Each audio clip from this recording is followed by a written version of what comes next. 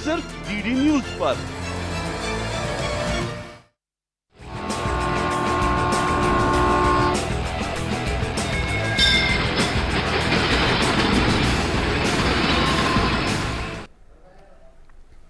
नमस्कार, स्वागत है आप सभी का डीडी न्यूज के इस खास बुलेटिन एक्सप्रेस 100 में, जहां हम आपके लिए लेकर आते हैं राजनीति, मनोरंजन, देश, दुनिया, खेल और व्यापार जगत की सभी बड़ी खबरों को एक्सप्रेस यानी कि फटाफट अंदाज में। मैं हूं जया सिन्हा, तो आइए देखते हैं खबरें तेज रफ्तार से। प्रधानमंत्री नरेंद्र मोदी 3 देशों जापान, पापुआ न्यू गिनी और ऑस्ट्रेलिया की यात्रा पर रवाना हो गए।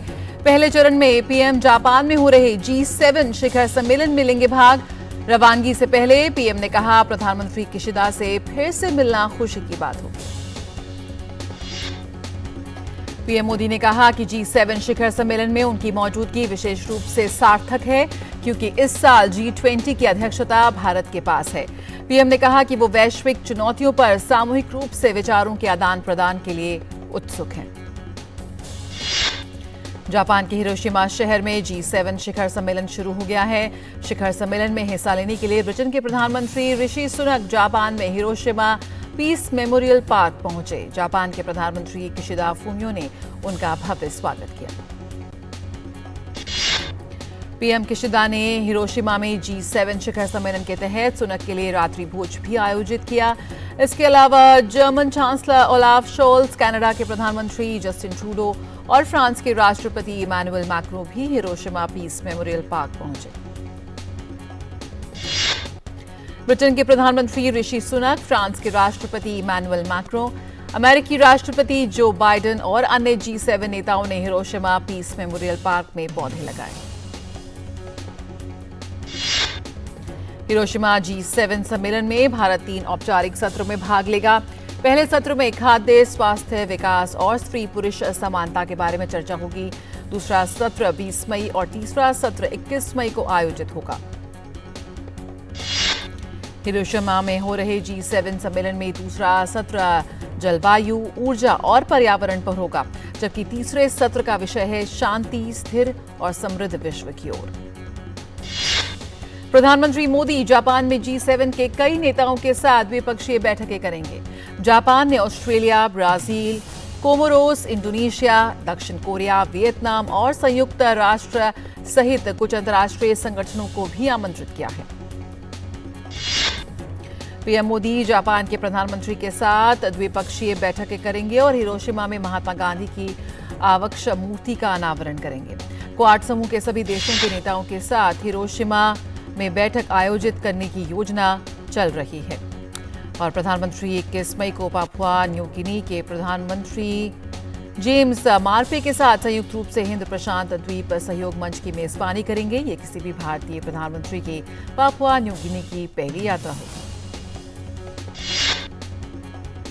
प्रधानमंत्री मोदी पापुआ न्यू गिनी के गवर्नर जनरल बोब डाडे और प्रधानमंत्री जेम्स मार्पे के साथ बैठकों के अलावा कई द्विपक्षीय वार्ता करेंगे।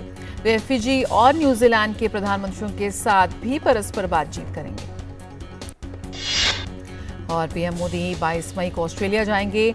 24 मई को ऑस्ट्रेलिया के प्रधानमंत्री एंथनी अल्बनीज के साथ द्विपक्षीय वार्ता करेंगे। अपने ऑस्ट्रेलियाई दौरे पर पीएम मोदी ऑस्ट्रेलिया के मुख्य कार्यकारी अधिकारियों और कारोबारी प्रमुखों के साथ बातचीत करेंगे। ऑस्ट्रेलिया की यात्रा पर प्रधानमंत्री नरेंद्र मोदी भारतीय समुदाय से भी मिलेंगे और उन्हें संबोधित करेंगे। ये कार्यक्रम 23 मई को सिडनी में रखा गया है, जिसमें ऑस्ट्रेलिया के प्रधानमंत्री भी शामिल रह सकते हैं। प्रधानमंत्री मोदी 25 मई को लखनऊ में खेलो इंडिया यूनिवर्सिटी गेम्स के उद्घाटन समारोह में वर्चुअली भाग लेंगे। खेलो इंडिया के भव्य समारोह की तैयारियां जोरों पर चल रही हैं। बाबू बनारसी दास स्टेडियम में आयोजित होने वाला कार्यक्रम बेहद भव्य होगा। नए संसद भवन का उद्घाटन प्रधानमंत्री मोदी 28 मई को करेंगे। लोकसभा अध्यक्ष ओम बिरला ने कल प्रधानमंत्री से मुलाकात की और उन्हें नए संसद भवन के उद्घाटन के लिए आमंत्रित किया। सेंट्रल विस्टा प्रोजेक्ट के तहत नए संसद भवन का निर्माण किया गया है। लोकसभा सचिवालय के बयान में कहा गया है कि नया संसद भवन बनकर तैयार हो चुका है और यह आत्मनिर्भर भारत की भावना का प्रतिनिधित्व करता है। नई संसद में लोकसभा और राज्यसभा के मार्शल के लिए नया ड्रेस कोड लागू किया गया है। नया संसद भवन अत्याधुनिक बनाया गया है, जिसमें कार्यालयों और कॉन्फ्रेंस रूम के लिए पर्याप्त जगह बनाई गई है। इसमें library, committee room, dining room बने हैं और पार्किंग की पर्याप्त व्यवस्था की गई है। नए संसद भवन में एक विशाल कॉन्स्टिट्यूशन हॉल और सांसदों के लिए लाउंज भी है। 3 गैलरी को भी जगह दी गई है। एक गैलरी में टेक्सटाइल और बाकी 2 गैलरी में केंद्र शासित राज्यों समेत सभी राज्यों के ऐतिहासिक इमारतों को दर्शाया गया है। गृह मंत्री अमित शाह की अध्यक्षता में आज चिंतन शिविर होगा, जिसमें मंत्रालय के कार्यों की समीक्षा की जाएगी। साथ ही पीएम मोदी के विजन 2047 को लागू करने के लिए कार्य योजना तैयार की जाएगी। कांग्रेस नेता राहुल गांधी 28 मई को अमेरिका के लिए रवाना होंगे। वे स्टैनफोर्ड विश्वविद्यालय में कार्यक्रम में भाग लेंगे और 29 और 30 मई को प्रवासी भारतीयों से मिलेंगे। सुप्रीम कोर्ट को आज 2 नए न्यायाधीश मिल गए हैं। जस्टिस प्रशांत कुमार मिश्रा और वरिष्ठ वकील केवी विश्वनाथन ने आज सुप्रीम कोर्ट के जज के रूप में शपथ ली। मुख्य न्यायाधीश डीवाई चंद्रचूड़ ने दोनों जजों को शपथ दिलाई। सुप्रीम कोर्ट में आज ज्ञानव्यापी मस्जिद परिसर के भीतर के ढांचे के वैज्ञानिक सर्वेक्षण के खिलाफ सुनवाई करेगा। इलाहाबाद हाईकोर्ट के आदेश के खिलाफ ये सुनवाई होनी है। ज्ञानव्यापी मस्जिद प्रबंध समिति ने हाईकोर्ट के आदेश के खिलाफ दायर की है याचिका। अभिनेता शाहरुख खान के बेटे आर्यन खान को ड्रग्स मामले में गिरफ्तार करने वाले एनसीबी मुंबई के पूर्व क्षेत्रीय निदेशक समीर वानखेड़े ने अपने खिलाफ सीबीआई की कार्रवाई के खिलाफ बंबई हाईकोर्ट का रुख किया है। आज दोपहर 2:30 बजे होगी सुनवाई। दिल्ली सरकार की विद्युत नियामक आयोग के अध्यक्ष की नियुक्ति में उपराज्यपाल की ओर से देरी करने के मामले से जुड़ी याचिका पर आज सुप्रीम कोर्ट में होगी सुनवाई। दिल्ली सरकार ने लगाई थी याचिका। राउस एवेन्यू कोर्ट में दिल्ली के पूर्व उप मुख्यमंत्री मनीष सिसोदिया के खिलाफ दायर ईडी के पूरक आरोप पत्र पर आज होगी सुनवाई। पिछली सुनवाई में कोर्ट ने पूरक आरोप पर विचार को लेकर सुनवाई 19 मई तक के लिए स्थगित कर दी थी। कर्नाटक की नई सरकार का शपथ ग्रहण समारोह कल बेंगलुरु में दोपहर 12:30 बजे कांटेरावा स्टेडियम में होगा। इससे पहले आज कर्नाटक के मनोनीत उप मुख्यमंत्री और कर्नाटक कांग्रेस अध्यक्ष डीके शिव कुमार ने समारोह की तैयारियों का निरीक्षण किया। गुवाहाटी के साथ तीर्थ स्थलों को जलमार्गों से जोड़ा जाएगा। सागरमाला परियोजना के तहत आज केंद्रीय मंत्री सर्बानंद सोनोवाल और असम के मुख्यमंत्री हेमंत बिस्व शर्मा की उपस्थिति में ज्ञापन समझौते पर हस्ताक्षर किए गए। स्वदेश उत्पादित सस्टेनेबल एविएशन फ्यूल का इस्तेमाल कर देश में आज पहली बार पुणे से दिल्ली के लिए एयर एशिया फ्लाइट ने उड़ान भरी। इस मौके पर मौजूद पेट्रोलियम मंत्री हरदीप सिंह पुरी ने कहा कि आयातित ईंधन पर निर्भरता कम करने की कोशिश जारी है। सागर परिक्रमा का 5वां चरण आज गोवा में समाप्त हो रहा है। गोवा यात्रा के तहत मत्स्य, पशुपालन और डेयरी मंत्री पुरुषोत्तम रुपाला ने गोवा के वास्को जेटी में मछुआरों से मुलाकात की और मछुआरों के सामने आने वाली चुनौतियों पर भी चर्चा की। पुंछ में सुरक्षा बलों ने मेंढर की मनकोट तहसील में तड़के तलाशी अभियान के दौरान आतंकियों के एक ठिकाने को ध्वस्त कर दिया। यहां से 10 किलो वजन की 2 इम्प्रोवाइज्ड एक्सप्लोसिव डिवाइस, एक चाइनीज पिस्तौल, एक हैंड ग्रेनेड और 2 डेटोनेटर मिले। गुजरात के पूर्व कृषि मंत्री वल्लभ भाई वाघसिया की कार अमरेली जिले में सावरकुंडला कस्बे के पास एक बुलडोजर से टकरा गई और इस हादसे में उनकी मृत्यु हो गई। बीएसएफ के जवानों ने बांग्लादेश सीमा से तस्करी के प्रयासों को नाकाम किया। बीएसएफ ने कुछ सोना जब्त किया है, वहीं बांग्लादेशी करेंसी भी जब्त की है, जिसे तस्कर बांग्लादेश से भारत ला रहे थे। G20 शिखर सम्मेलन से पहले जम्मू कश्मीर में बड़े स्तर पर सीआरपीएफ कमांडो को स्पेशल ट्रेनिंग दी जा रही है। सीआरपीएफ कमांडो ने डल झील पर विशेष अभ्यास किया। कोची में रेलवे और एनडीआरएफ ने मिलकर एक ऐसा मॉक ड्रिल आयोजित किया जिसमें ट्रेन दुर्घटना के बाद होने वाली गंभीर परिस्थितियों से निपटा जा सके। इस दौरान सारे दृश्यों को देखकर ऐसा लगा मानो सच में कोई भीषण रेल दुर्घटना हो गई हो। गोवा के मुख्यमंत्री प्रमोद सावंत ने बाम्बोलिम में कुजिरा बस स्टॉप से 20 इलेक्ट्रिक कदम्बा बसों को हरी झंडी दिखाकर रवाना किया। आने वाले 1 साल में 100 इलेक्ट्रिक बस सरकार की तरफ से लॉन्च करने की योजना है। देश के तमाम हिस्सों में आज सुबह महिलाओं ने वट सावित्री का त्योहार मनाया। हिंदू पंचांग के अनुसार वट सावित्री पर भगवान विष्णु और वट वृक्ष की उपासना की जाती है। दिल्ली और इसके आसपास के क्षेत्रों में आज से फिर पारा चढ़ने के आसार। अनुमान है कि चिलचिलाती धूप के कारण आज का तापमान 40 डिग्री तक पहुंच जाएगा, जबकि न्यूनतम तापमान 21 डिग्री सेल्सियस के आसपास रहने का अनुमान है। पश्चिमी विक्षोभ के कारण पहाड़ी इलाकों के मौसम में आज से बदलाव देखने को मिल सकता है। मौसम विभाग के मुताबिक पर्वतीय इलाकों में आज से बारिश होने के आसार हैं। इस साल अभी तक गर्मी ने अपना प्रचंड रूप नहीं दिखाया है। फिर एक बार 23 और 24 मई तक मैदानी इलाकों में बूंदाबांदी की संभावना है। मई में अब तक सामान्य से 3 गुना अधिक बारिश हो चुकी है। WHO ने आर्टिफिशियल स्वीटनर यानी कि नॉन शुगर स्वीटनर्स के सेवन को लेकर एक नई गाइडलाइन जारी की है, जिसके अनुसार कृत्रिम मीठा लेना हानिकारक है। इसके ज्यादा या लंबे समय तक सेवन करने से टाइप 2 डायबिटीज, हृदय रोग, मोटापा जैसी बीमारियों की संभावना बढ़ जाती है। WHO के पोषण और खाद्य सुरक्षा निदेशक ने लोगों को प्राकृतिक मिठास वाले भोजन जैसे फल या बिना मिठास वाले भोजन और पेय पदार्थों के सेवन की सलाह दी है। उन्होंने कहा कि बेहतर स्वास्थ्य के लिए आर्टिफिशियल स्वीटनर का सेवन पूरी तरह से बंद कर देना चाहिए।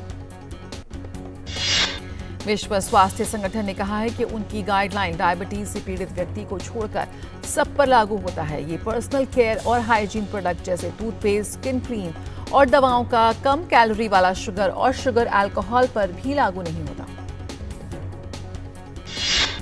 वित्त वर्ष 2022 और 23 में देश में रक्षा उत्पादन पहली बार 1 लाख करोड़ रुपए के आंकड़े को पार कर गया।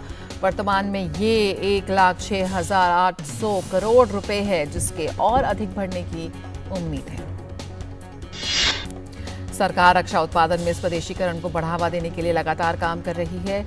आपूर्ति श्रृंखला में MSME और स्टार्टअप को बढ़ावा देने के साथ ही उद्देश्य की प्राप्ति के लिए कई नीतिगत सुधार किए गए हैं।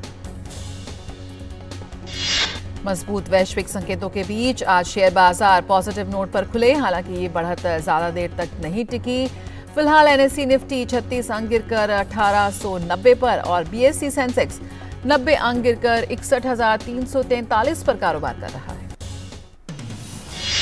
जब मार्केट खुला उस वक्त सेक्टोरल इंडेक्स में बैंक निफ्टी 142.95 अंक या 0.33% चढ़कर 43,895.25 पर और निफ्टी IT 158 अंक या 0.57% बढ़कर 28,050.55 पर पहुंच गया। निफ्टी IT 328.50 अंक या फिर 1.18% उछलकर 28,221.05 पर पहुंच गया है। टॉप गेनर्स में HCL tech, Infosys, tech Mahindra, Persistent और LTIM थे।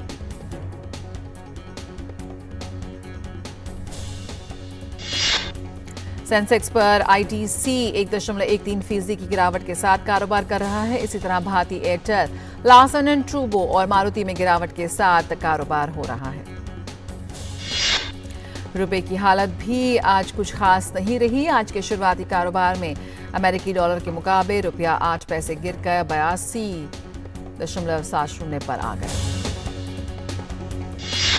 सिंगापुर एक्सचेंज आज सुबह के कारोबार में 18 अंक बढ़कर 18,196.5 पर कारोबार कर रहा था। एशियाई बाजार मिश्रित कारोबार कर रहे थे। हांगकांग का हैंग सेंग 1.31%, चीन का शंघाई कंपोजिट इंडेक्स 0.65% गिर गया। एक छोटे से ब्रेक के लिए यहां रुकते हैं, जल्द हाजिर होते हैं। अर्जुन, 10th में you made us really proud. अब आगे क्या सोचा है? पापा, मैंने IIT जाना है और इंजीनियर बनना है। थिंक IIT, थिंक विद्या मंदिर।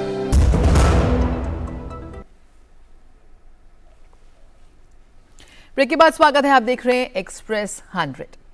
और आज अंतर्राष्ट्रीय बाजार में कच्चे तेल कीमत में उठापटक दर्ज की जा रही है। जहां ब्रेंट क्रूड ऑयल की कीमत बढ़ी है, वहीं WTI क्रूड ऑयल के दाम में गिरावट दर्ज की जा रही है। WTI क्रूड ऑयल 0.03% की मामूली गिरावट के साथ $71.84 प्रति बैरल पर कारोबार कर रहा है। वहीं ब्रेंट क्रूड ऑयल 0.08% गिरावट के साथ $75.89 पर कारोबार कर रहा है। अप्रैल में देश का कोयला उत्पादन सालाना आधार पर 8.5% बढ़कर 7.31 करोड़ टन से अधिक रहा है। कोयला मंत्रालय ने अपने मासिक उत्पादन आंकड़े जारी करते हुए कहा कि एक साल पहले इसी महीने में उत्पादन 6.72 करोड़ टन था। कोयला उत्पादन वृद्धि में देश की सबसे बड़ी कोयला कंपनी कोल इंडिया लिमिटेड ने 5.75 करोड़ टन के साथ सबसे अहम भूमिका निभाई। अप्रैल 2022 में सीआईएल का कोयला उत्पादन 5.34 करोड़ टन रहा था। और वित्त मंत्रालय ने कहा है कि अंतर्राष्ट्रीय क्रेडिट कार्ड से विदेश में होने वाला खर्च उदारीकृत धन प्रेषण योजना के दायरे में लाने के लिए फेमा कानून में बदलाव करने का मकसद डेबिट और क्रेडिट कार्ड से भेजी गई राशि के कर संबंधी पहलुओं में समानता लाना है। देश के सबसे बड़े ऋणदाता भारतीय स्टेट बैंक का शुद्ध लाभ बीते वित्त वर्ष 2022 और 23 की चौथी तिमाही में 83% उछलकर 16,694.51 करोड़ रुपए पर पहुंच गया। मुख्य रूप से ब्याज आय बढ़ने तथा फंसे कर्ज के एवज में कम प्रावधान से लाभ बढ़ा है। वाणिज्य मंत्रालय चमड़ा क्षेत्र के लिए आयात निगरानी व्यवस्था स्थापित करने पर विचार कर रहा है। इसके तहत व्यापारियों को आयात के बारे में पहले से सूचना देने के साथ पंजीकरण संख्या लेनी होगी। पिछले 9 साल में खादी कपड़ों के कारोबार से जुड़े खादी एवं ग्रामोद्योग की कुल बिक्री 3 गुना से भी अधिक हो चुकी है। वित्त वर्ष 2022 और 23 के अंत में केवीआई का बिक्री आंकड़ा 1,34,629 करोड़ रुपए रहा। साख निर्धारण करने वाली global rating agency Standard and Poor's ने भारत की सोवरेन रेटिंग की स्थिर परिदृश्य के साथ बीबीबी पर बरकरार रखा है। कहा है कि मजबूत आर्थिक बुनियाद से अगले 2-3 साल आर्थिक वृद्धि को बढ़ावा मिलेगा। बाजार नियामक सेबी ने भगौड़े कारोबारी मेहुल चोकसी को गीतांजलि जेम्स लिमिटेड के शेयरों में धोखाधड़ी से संबंधित एक मामले में नोटिस भेजते हुए उससे 5.35 करोड़ रुपए की मांग की है। सेबी ने 15 दिनों के भीतर पैसों का भुगतान नहीं करने पर मेहुल चोकसी को गिरफ्तारी और संपत्ति के साथ बैंक खातों की कुर्की की चेतावनी भी दी है। रामको सीमेंट्स लिमिटेड का बीते वित्त वर्ष की चौथी तिमाही का एकीकृत शुद्ध मुनाफा 27.3% बढ़कर 150.60 करोड़ रुपए पर पहुंचा। बिक्री बढ़ने से कंपनी का मुनाफा बढ़ा। एयरटेल पेमेंट्स बैंक का बीते वित्त वर्ष 2022 और 23 का मुनाफा 2 गुना से अधिक होकर 21.7 करोड़ रुपए पर पहुंचा। इससे पिछले वित्त वर्ष 21 और 22 में कंपनी ने 9.2 करोड़ रुपए का मुनाफा कमाया था।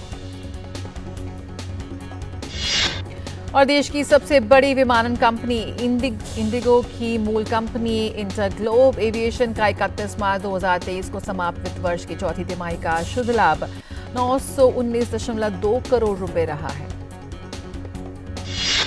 जीएसटी नेटवर्क पोर्टल पर पंजीकृत कारोबारियों के लिए दुकान, औद्योगिक इकाई या फिर अपने कार्यालय के बाहर बोर्ड पर जीएसटी नंबर प्रदर्शन करना जरूरी है। ऐसा नहीं करने पर कारोबारी से 50,000 रुपए तक का जुर्माना वसूला जा सकता है।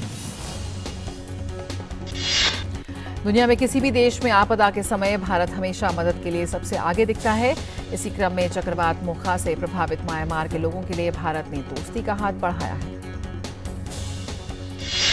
ऑपरेशन करुणा के तहत राहत सामग्री लेकर भारतीय नौसेना का चौथा जहाज आज यांगून पहुंचेगा। जहाजों में आपातकालीन खाद्य सामग्री, टेंट, आवश्यक दवाएं, पानी की पंप, पोर्टेबल जनरेटर, कपड़े और आवश्यक वस्तुएं हैं। भारत सरकार ने सूडान के लोगों को 25 टन चिकित्सा सहायता मुहैया करवाई है। एक विशेष भारतीय वायुसेना C-17 गुरुवार को चिकित्सा सहायता लेकर सूडान पहुंचा।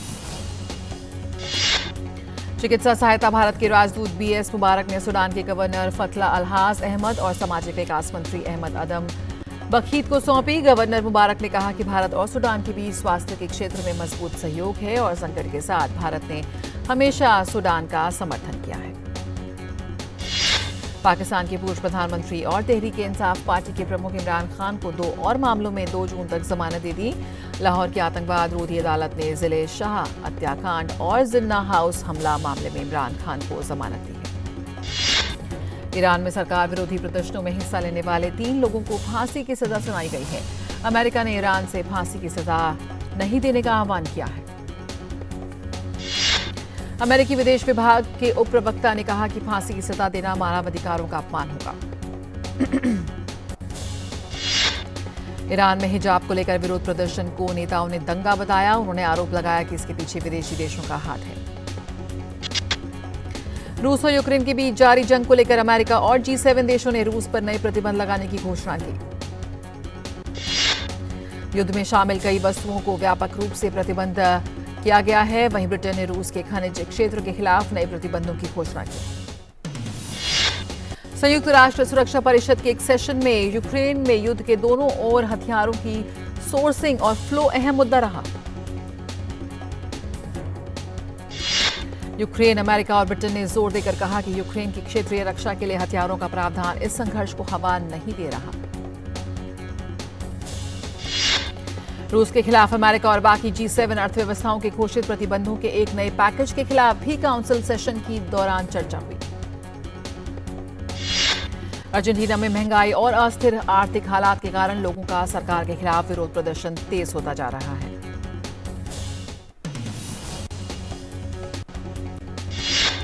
अर्जेंटीना में प्रदर्शनकारियों ने सामाजिक विकास मंत्रालय तक मार्च निकाला। कहा कि खाद्यान्नों की कमी से देश में भुखमरी की स्थिति पैदा हो गई है।